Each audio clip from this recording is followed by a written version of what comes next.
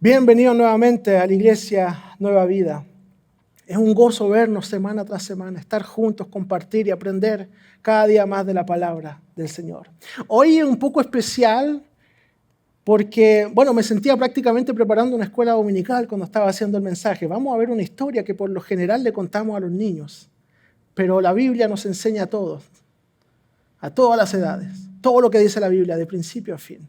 La historia de hoy, la Biblia nos cuenta de un hombre que confiaba en Dios y caminaba con Él, nos dice la palabra. Confiaba tanto en Dios que estaba dispuesto mismo a hacer el ridículo delante de los demás, a parecer loco frente a los demás, con tal de obedecer lo que Dios le decía. Él sabía que con Dios siempre estaría seguro, porque Dios siempre lo cuidaría. Esta historia es muy conocida, es la historia de Noé.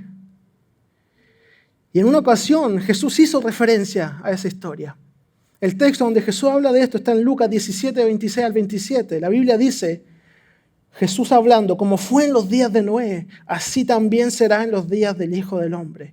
Comían, bebían y se casaban y daban en casamiento hasta el día en que Noé entró en el arca. Entonces llegó el diluvio y los destruyó a todos. Hoy vamos a hablar de esa historia. Y lo que nos sigue enseñando esa historia hoy a nosotros. La predicación de hoy se llama como en los días de Noé. Y quizá te pasa que te sientes como si estuvieras solo en el mundo, como que si tus ideas van contra de todo lo que el mundo piensa, como que si no encajas, te sientes diferente quizás de los demás, como que si no encajaras en tu realidad, como si no encajaras en tu mundo, tu forma, como decía, de pensar, de hacer las cosas, de ver el mundo, tu forma de actuar. Y déjame decirte que hay muchas personas en la Biblia que se sintieron exactamente así. Y en esta historia de Noé lo podemos ver también. Si nos fijamos bien, también en el texto que nos cuenta su historia, él no habla mucho. La historia nos es contada desde otro punto de vista y Noé no habla mucho, es bastante silencioso. Sabemos de la personalidad de Noé y de sus calificaciones, sus características, por lo que la Biblia dice de él, por lo que Dios piensa de él. Pero Noé no se expresa mucho, como que no llora, no se lamenta o no hace quizás tanto ruido, tanta respuesta, no pide nada, pareciera, no hace una oración. No es un personaje bastante misterioso, no completamente silencioso, igual dice algunas cosas, pero es particular, puesto que se supone que él es el héroe de la historia. El protagonista, el héroe de la película normalmente habla, se expresa, dice algo, protagoniza todo, resuelve el problema. Y nos gustaría saber lo que piensa ese héroe. Y sabe, quizás tú eres también un personaje silencioso. Quizás tú eres una persona que pasa desapercibida, una persona que prefiere permanecer oculto de la mirada de los demás. Quizás te gusta servir en la iglesia en puestos donde la gente no te ve. Pero déjame decirte esto, no por ser silencioso eres menos importante. No por ser discreto Dios te ha olvidado. Dios tiene planes para los que somos silenciosos también. Y me atrevo a decir esto, a lo mejor es riesgoso, pero que los silenciosos digan amén. Eso pensé. Y aquí en el texto bíblico hay algo importante con este silencio de Noé. La Biblia quiere dejar muy en claro algo, que en realidad el héroe aquí no es Noé, es Dios. Héroe de esta historia es Dios. Y de la misma forma el héroe de nuestra historia no somos nosotros, es Dios. Dios es nuestro héroe. Dios viene a salvar, Dios viene a limpiar, Dios viene a poner orden en nuestro mundo lleno de caos. Dios viene a dar otra oportunidad. Nosotros somos los que necesitamos ser salvados. Y es increíble que al enumerar estas cosas estoy hablando de la historia de Noé, pero también lo podemos ver reflejado en lo que hizo Jesús por la humanidad.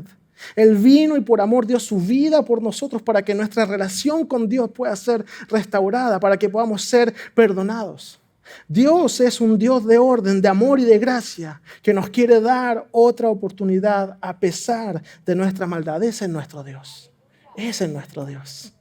Y para entrar en nuestra historia vamos a ver un poco el mundo de Génesis.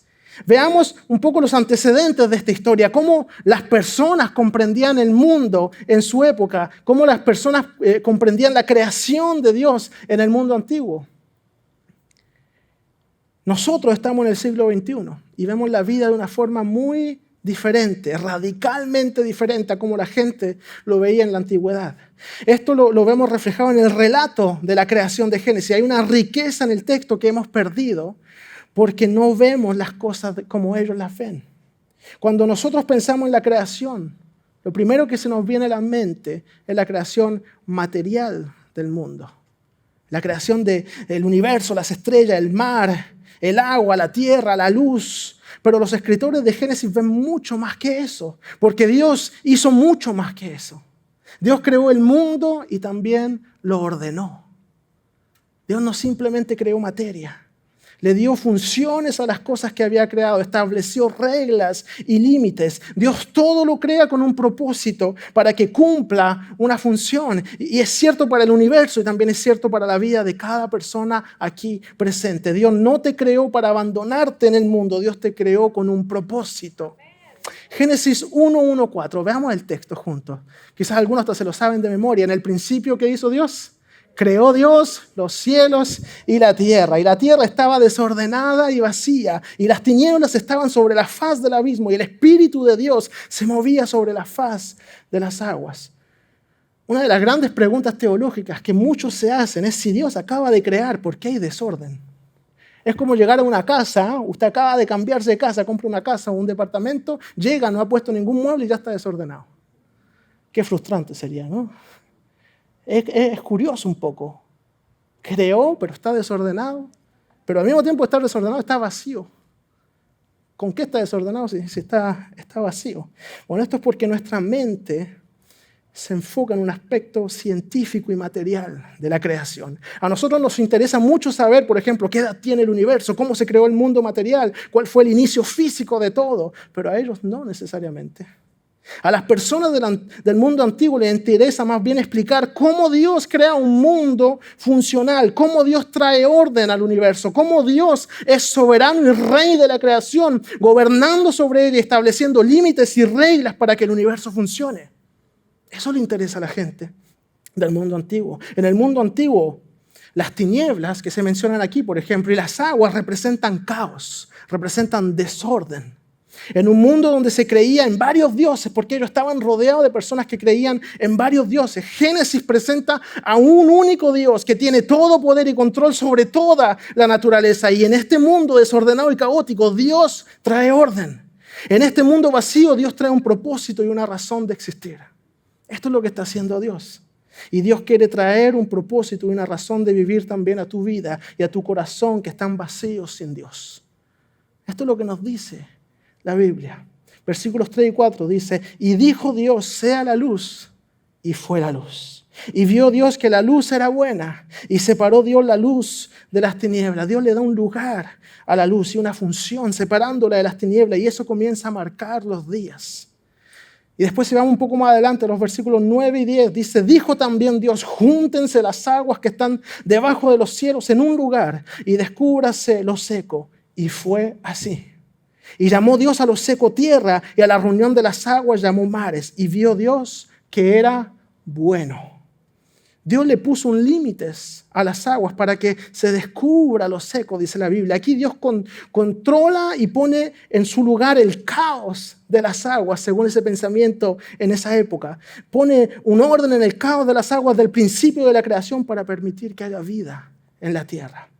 Y vio Dios, dice la Biblia, que era bueno. 7 veces Génesis nos dice, vio Dios que era bueno. Y la 7ª vez dice aún con más énfasis, vio Dios que era bueno en gran manera, era muy bueno. Dios acaba de crear un mundo y de darle orden, pero la Biblia nos muestra que en este mundo que Dios creó hubo otra fuente de desorden, otra fuente de caos. Esto es la maldad del ser humano. Y así es como comienza la historia de Noé y del diluvio. Génesis capítulo 6, versículos 5 y 6. Al ver el Señor que la maldad del ser humano en la tierra era muy grande y que toda inclinación de su corazón tendía siempre hacia el mal, lamentó haber hecho al ser humano en la tierra y le dolió en el corazón. Este es un pasaje muy triste que nos muestra el dolor en el corazón del Señor al ver que el mundo que creó que era bueno, en el cual Él puso orden. La maldad, el engaño y el pecado estaban destruyéndolo. Y lo bueno está volviéndose malo. Y le duele el corazón cuando ve a la humanidad alejarse obstinadamente de Él una y otra vez. Y hay poca forma en que podríamos expresar la maldad, la crueldad y la depravación a la que había llegado el ser humano. Las palabras, toda inclinación de su corazón tendía siempre hacia el mal. Nos muestran el nivel de inmoralidad a la que habían llegado. Y la Biblia quiere ser muy clara en el hecho que el mundo ya había llegado a un nivel extremo. Desde la caída de Adán y Eva, cuando se dieron cuenta de que estaban desnudos, luego con Caín que mata a su hermano Abel, hasta llegar al tiempo de Noé.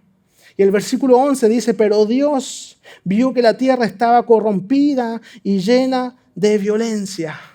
Y la palabra que aquí vemos, que en español dice violencia, puede abarcar a muchas cosas. No solo ser violento físicamente, maltrato, injusticia, opresión. Violencia puede ser psicológica o física. Y es al ver su creación sufrir, escuchar los gritos del clamor de la gente, el ruido de la violencia, que Dios siente dolor en su corazón. Y podemos preguntarnos ahora, cada uno de nosotros como individuo, ¿qué causamos nosotros en el corazón de Dios? ¿Causamos también nosotros dolor en su corazón con nuestra actitud hacia nuestro prójimo? ¿O somos reflejos del amor de Dios por el ser humano? El ruido de la humanidad llega a los oídos de Dios. Él nos escucha. La Biblia nos cuenta que la sangre de Abel le reclama justicia a Dios y Dios escucha. La Biblia también nos dice que el clamor contra Sodoma y Gomorra llegó, fue grande y Él oyó. Y hoy quiero decirte que Dios escucha la voz de los inocentes. Dios escucha tu clamor. Dios ve tu dolor. Y es ese sonido de angustia, ese grito que clama por justicia que llega a los oídos de Dios, que causa dolor en su corazón. Él escucha tanto lo bueno como lo malo. El ruido de tu vida llega hasta su presencia. Ahora la pregunta es, ¿le agrada a Dios lo que oye? Agradamos a Dios con nuestra actitud, con nuestro sentido moral, con nuestra justicia, con nuestra forma de ser, con nuestras vidas. La Biblia nos enseña que nuestra naturaleza es pecaminosa. Para no causar dolor en el corazón de Dios, debemos dejar que su poder sobrenatural nos transforme, nos guíe y nos ayude. Esto es posible solo con el poder del Espíritu Santo. El apóstol Pablo escribe en Romanos 7, versículos 18 al 24, yo sé que en mí, es decir, en mi carne, nada bueno habita. Aunque deseo hacer lo bueno, no soy capaz de hacerlo. De hecho, no hago el bien que quiero, sino el mal que no quiero. Y si hago lo que no quiero, ya no soy yo quien lo hace, sino el pecado que habita en mí. Así que descubro esta ley, que cuando quiero hacer el bien, me acompaña el mal. Porque en lo íntimo de mi ser me deleito en la ley de Dios. Pero me doy cuenta de que en los miembros de mi cuerpo hay otra ley, que es la ley del pecado. Esta ley lucha contra lo que considero bueno y me tiene cautivo. Soy un pobre miserable. ¿Quién me librará de este cuerpo sujeto a la muerte? Estas son las palabras y la enseñanza del apóstol Pablo.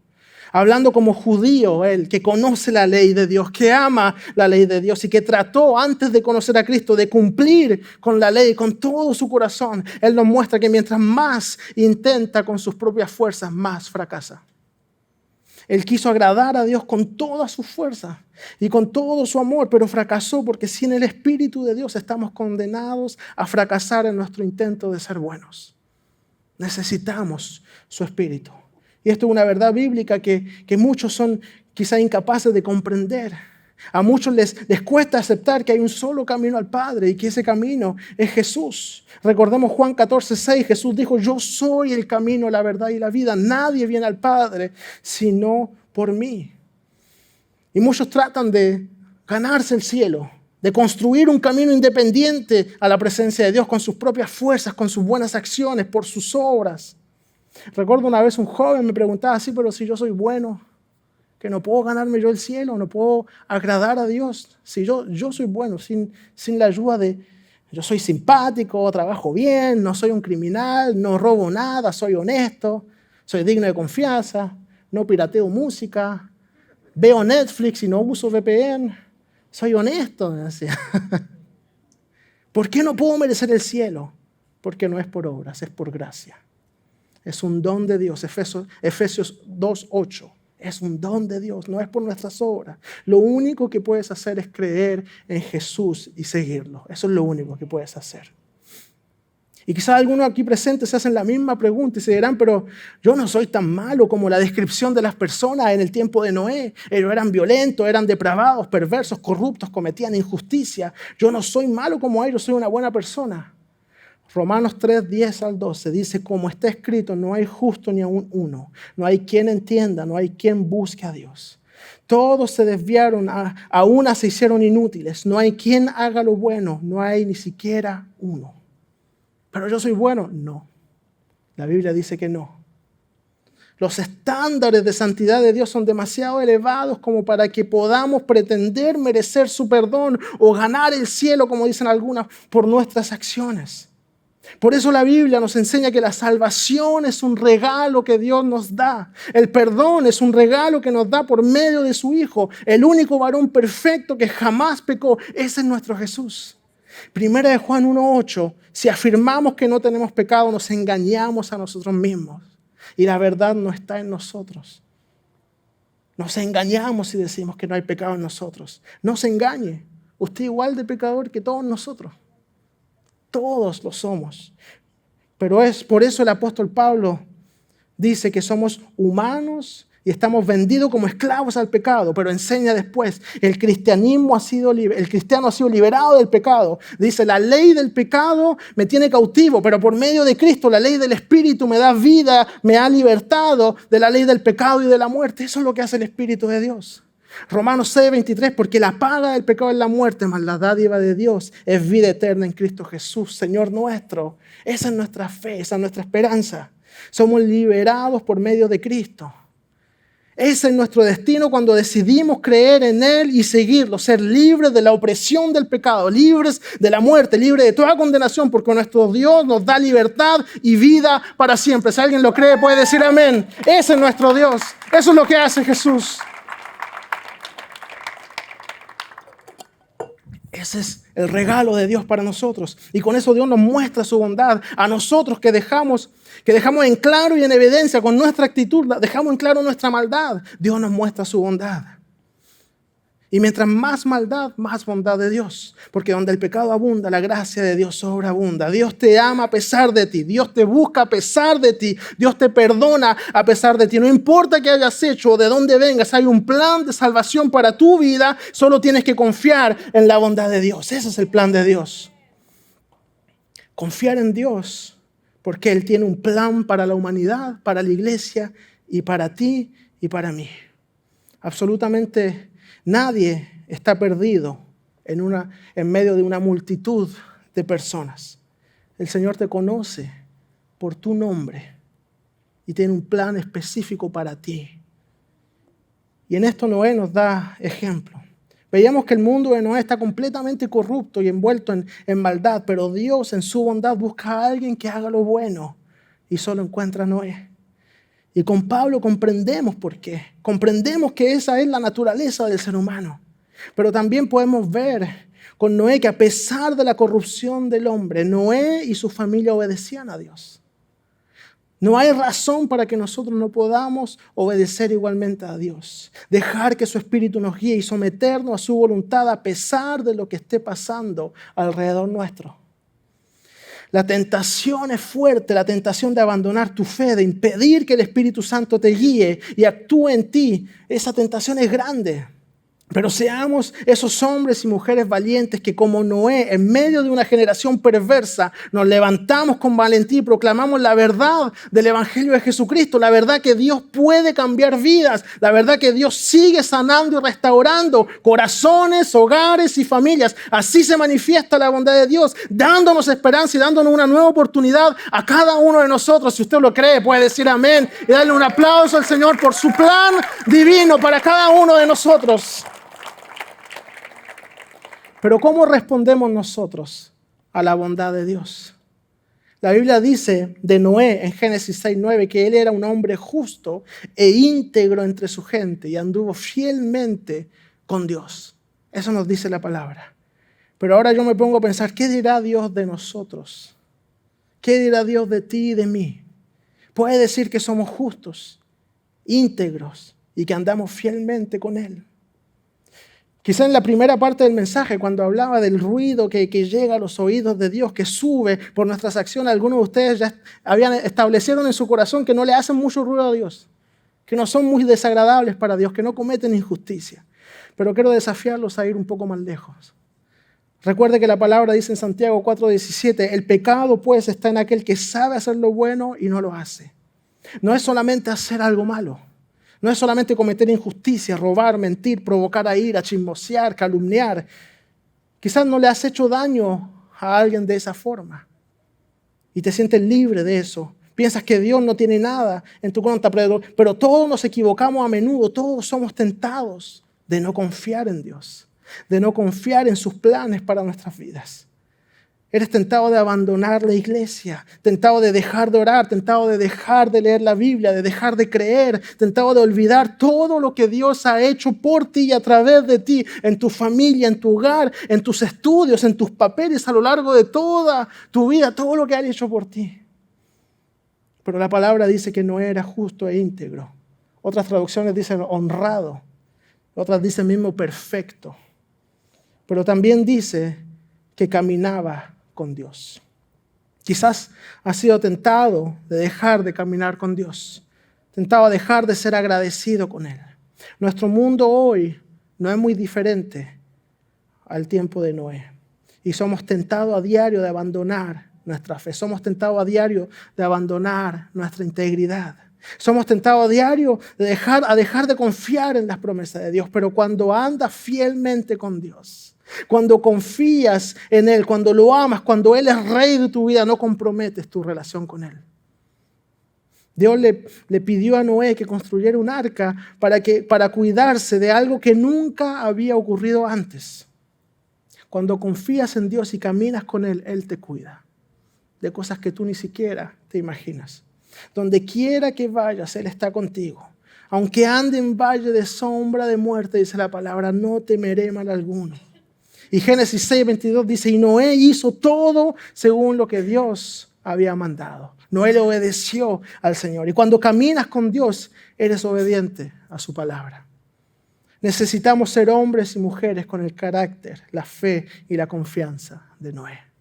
Personas que confían en Dios plenamente, en su plan y que quieren seguirlo en obediencia sin importar lo que ven nuestros ojos, porque no miramos con nuestros ojos, miramos con nuestros ojos de la fe, miramos confiando en el Señor. No importa si mi mundo se derrumba, mi Dios está conmigo. No importa si las cosas no van como yo quisiera, mi Dios está conmigo. No importa si no me llegan las respuestas que quisiera, mi Dios está conmigo y Él me guiará y me acompañará donde quiera que yo vaya. No importa lo que pasa alrededor nuestro.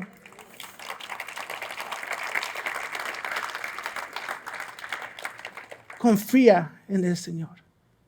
Quizás tu mundo está literalmente derrumbándose, inundándose, pero sigue confiando en Dios porque Él tiene un plan.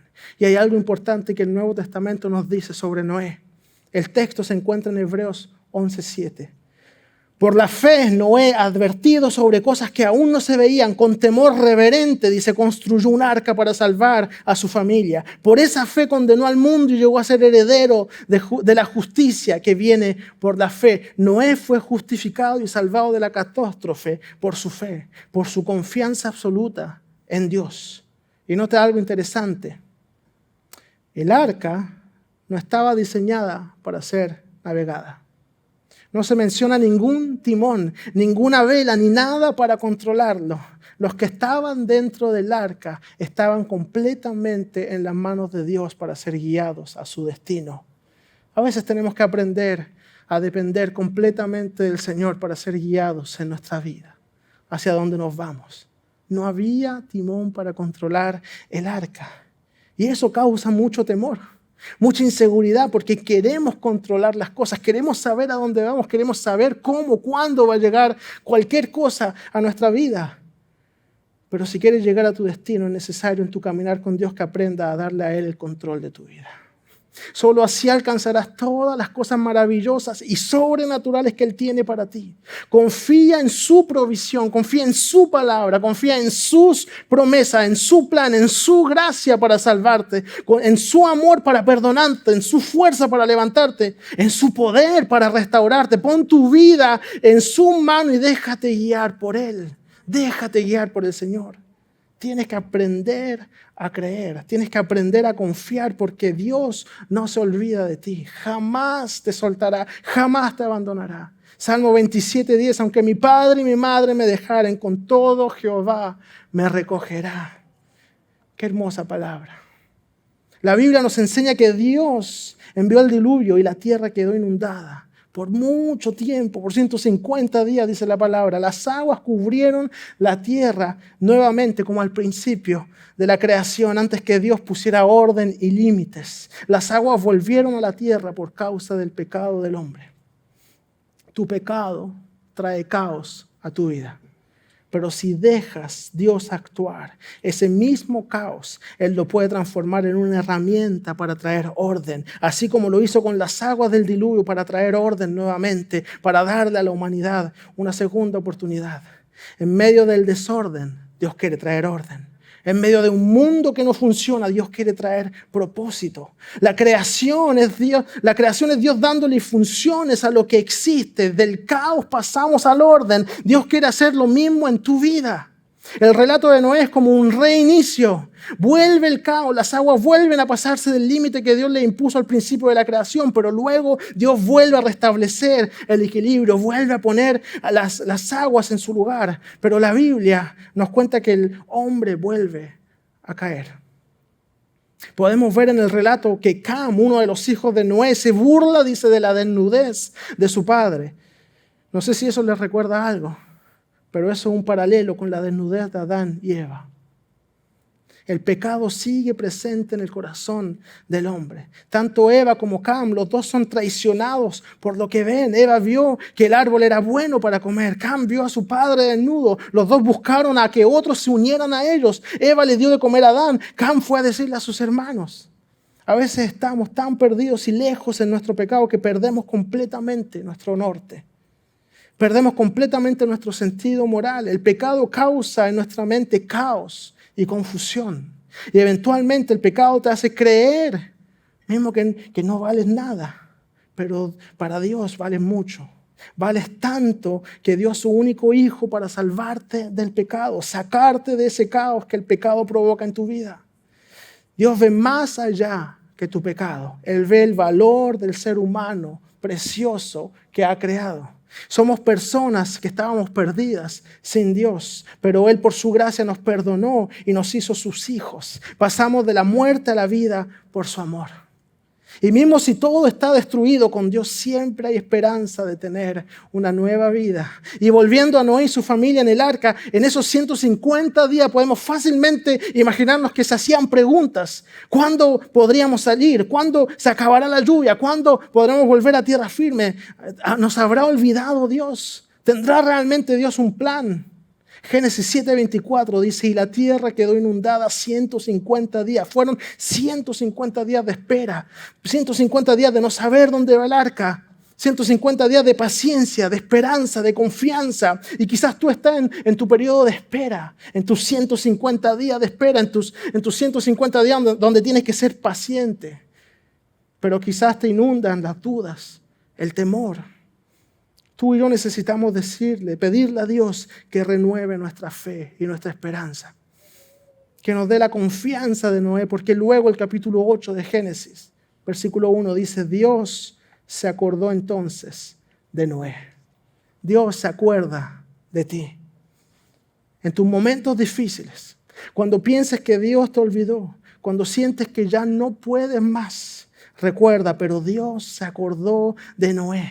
Dios no te olvida, Dios no te abandona. Todo puede derrumbarse alrededor tuyo, pero Dios se acordó de Noé. Había destrucción alrededor de él, había caos alrededor de él, pero Dios se acordó de Noé. Todo alrededor de Noé estaba muerto, pero con Dios Noé vive. Quizás hay caos en tu vida hoy, quizás te preguntas dónde está Dios en medio de tus problemas, en tus angustias, en tu dolor, pero con Dios tú vives. Puedes decir conmigo, con Dios yo vivo. Ese es nuestro Dios. Denle un fuerte aplauso al Señor que siempre nos acompaña y siempre está con nosotros. Él es quien nos da la vida. Él es quien nos da una nueva esperanza. Y la Biblia nos dice en Romanos 8:28, y sabemos que a los que aman a Dios, todas las cosas le ayudan a bien. Esto es, a los que conforme a su propósito son llamados. Hay un propósito divino para tu vida. Solo acepta el llamamiento de Dios. Y la Biblia nos cuenta que el diluvio terminó. Génesis 8:20-22. Luego Noé construyó un altar a Dios. Y sobre ese altar ofreció como holocausto animales y aves puros. Seamos agradecidos con el Señor. No olvidemos sus bendiciones para nuestras vidas. Después el versículo 21-22 dice, cuando el Señor percibió el grato aroma, se dijo a sí mismo, aunque la inclinación del corazón del ser humano es perversa desde su juventud, nunca más volveré a maldecir la tierra por culpa suya. Tampoco volveré a destruir a todos los seres vivientes como acabo de hacerlo. Mientras la tierra exista, habrá siembra y cosecha, frío y calor, verano e invierno, días y noches. Así bendijo Dios a Noé y a sus hijos. Así nos bendice Dios a nosotros. Me gustaría invitarlo a que se ponga de pie. Noé en la Biblia fue el primero en actuar en fe, basándose en una directiva de Dios. Él actuó según una advertencia, un cataclismo que nunca había visto antes, algo que nunca se había conocido. Y hoy mi deber es también advertirles. 2 Corintios 4:4, el Dios de este mundo ha impedido que los que no creen entiendan esto. Lo hace para que no entiendan cuán maravilloso es el mensaje de Cristo, quien nos muestra cómo es Dios. Satanás corrompe la mente de la gente para que no conozcan el amor de Dios y no alcancen la salvación. Nosotros debemos dejar que el Espíritu Santo de Dios sea quien transforme nuestra forma de pensar, nuestra mente, nuestros corazones, nuestra vida. Que Él sea quien nos renueva. Si estás aquí por primera vez, si es primera vez que escuchas hablar del amor de Jesús, de su plan para salvarte y quieres acercarte a Él, conocerlo y seguirlo, hoy es el tiempo de decírselo. Jesús lo entregó todo por ti. Lo entregó todo para sacarte del caos provocado por el pecado, para salvarte de la muerte eterna. En un mundo perverso, lleno de oscuridad, Dios nos dio a su Hijo Jesús, la luz del mundo, y nos llama a nosotros también a ser luz. Si hoy quieres entregarle tu vida a Jesús, vamos a orar juntos. Te voy a pedir que repitas esta oración después de mí, y toda la iglesia la vamos a hacer acompañando a los que quizás están orando por primera vez. Oremos juntos al Señor. Dígale conmigo, Señor Jesús, gracias por tu amor. Gracias por tu perdón. Sé que te entregaste por mí para que yo sea libre. Sé que moriste en una cruz por mí, pero resucitaste al tercer día. Quiero seguirte. Ven y llena mi corazón con tu presencia. Hoy te entrego mi vida y te confieso como mi Señor y mi Salvador. Gracias, Padre, por tu Hijo Jesús, y gracias por tu Espíritu Santo, en el nombre de Jesús.